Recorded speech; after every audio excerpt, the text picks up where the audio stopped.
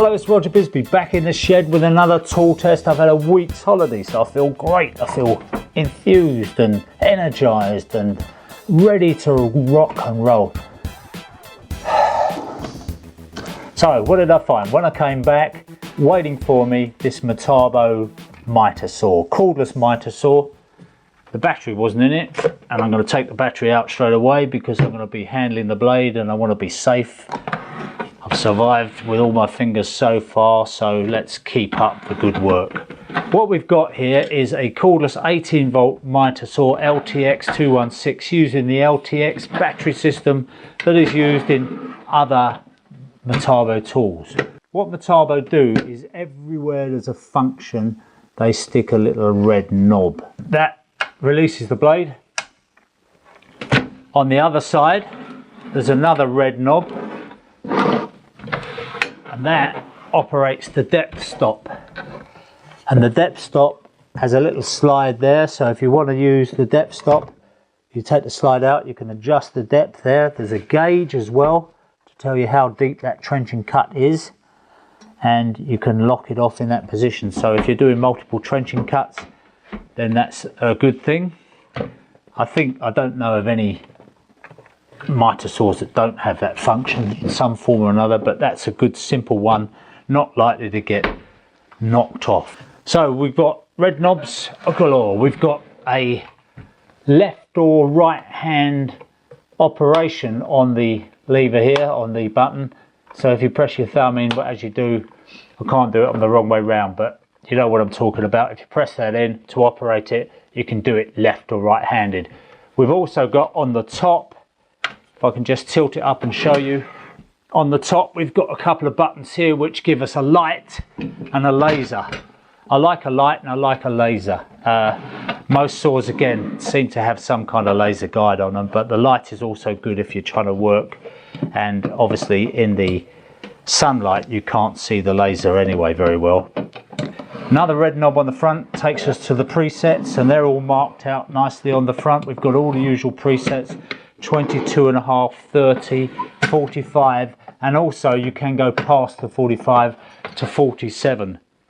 So if you want to slight undercut, then it's possible to do it. On the back, you've got your lever to swing it over, pull your slide out if you want to go all the way over. And also there's a little button here, and that button, wherever it is, that allows you to override the 45 stop. So if you want to go down to 47 on the back, you just push that button in. When you put it back up again, it clicks in, so the next time you go down, you'll be going down to 45 again, so no problem there. On the front, on the nice milled table, we've got a couple of side stops there that come out. They're captive in there, so unless you undo the screw, you won't get them out. And on one side, we've got a stop, an end stop, so we can do our repetitive cuts, set it to length, and away we go. But only on one side, which is a bit baffling. I don't know why they didn't put one on the other side as well, because sometimes you want to cut from the left, sometimes you want to cut from the right, and it's nice to have the choice. But other than that, we've got a little bag on the back to catch the dust, and you can of course hook up your dust extraction to that point. We can cut 305 millimeters on the rail simply by sliding it in and out. That's 305 millimeters wide, so that'd be a floorboard or a very deep skirting, something like that. And we can also cut up to 65 millimeters depth of cut, but you won't get the full depth of cut over 305 because obviously the blade comes up at that point slightly. But I reckon you get 60 out of it, it would be fine, and you can always turn the piece of work round anyway. That said, I'm going to go out and run it, because what we really want to know is how long these 18 volt lithium ion batteries give you in terms of run time, in terms of the number of cuts that you can make with the saw. You've got two of them in the box, which is great. So you've got the charger, you can have one on charge while you're using the other one. It's got a hand symbol there. Mind you don't chop your fingers off. And in order to help you do that, it's got a clamp. Now I know a lot of guys don't bother using these clamps. They just prefer to hold the workpiece down, because this is, let's face it, a little bit tedious when you're having to put that in and wind this up and down and clamp the thing up and down. But a lot of people would be reassured by that. The only thing is, I found just by playing around with it that that clamp is actually in the way of the motor housing slightly. So if that had been just slightly longer, and I know there's always a limitation because it's a compact saw and you don't want to go too far, but if they'd made that just slightly longer, they could have cleared that clamp quite nicely instead of bashing it.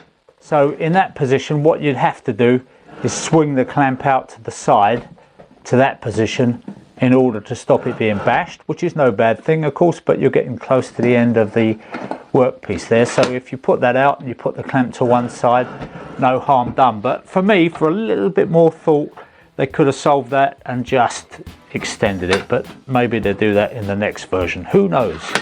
Who knows what lies in the brain of Metabo?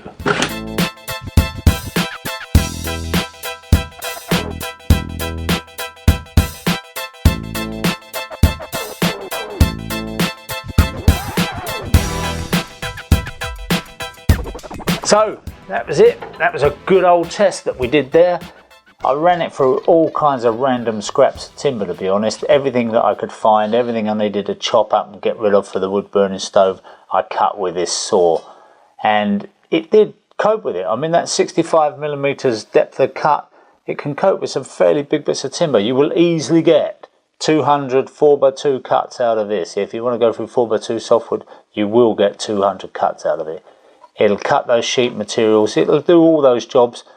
It does run, if you're running chop, chop, chop like I was, then you really need to let that blade pick up speed in between each time, because sometimes I got a bit carried away and I did stall it. But if you just give it time to pick up speed, maybe a second or so in between each cut, you'll find that it copes perfectly well with the job. Of course, it always helps to have a nice sharp new blade, and this is considerably less sharp and new than it was when I started. As I say, I put it through its paces, but that's what I'm here for.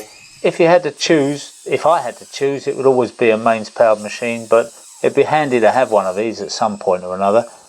What I'd really like to see is maybe the manufacturers just producing a little mains 18 volt transformer here that plugged in place of the battery. And if they did that, you could then run it on mains or battery, depending on your circumstances. That to me would make a lot of sense, and I bet a lot of people would go for that. But of course, I guess the reason the manufacturers don't do it is because they're making a nice lot of money out of selling us those batteries, and they don't want to spoil that. So I'm Roger Bisbee, thanks very much for watching. Come back soon because we've got lots more to show you. We love to see you back. We love to see those subscriptions rising and those view numbers rising. And hopefully we'll have more good tool tests for you and information on the building industry, building products, anything new that we find that's interesting, we'll try and bring it to you. Thanks a lot. See you again soon.